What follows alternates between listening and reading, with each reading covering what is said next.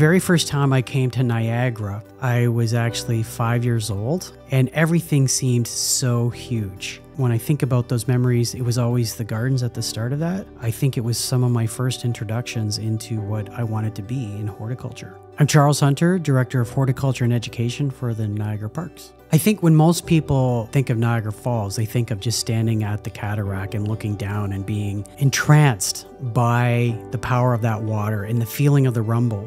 But there's other ways to experience that as well. And one of the more exciting features we have are adaptive reuse of our spaces. And the Niagara Parks Power Station is a prime example of that in the tunnel, where you have this industrial space that's now become a museum. It reminds me of actually going into the deep sea. So it's a really great experience to get a sense of that journey, not only of the water path itself, but even just the nature of the work to create the tunnel. And you're seeing spaces that no one has seen in over 100 years. You know, as a global destination with one of the 7 wonders of the world literally hundreds of feet away, it's a pretty significant spot to have dinner. Niagara Parks is part of what we call Feast On certification, which is about local food, local grown, properly sourced, as well as spirits and wine. And of course, Niagara is known for its wine industry. There's so many layers to the onion of what we service and what we're able to provide. The conservatory is a space filled with 2,000 to 3,000 free-flying butterflies. And there are more than 40 species at any given time. It's just sort of wondrous.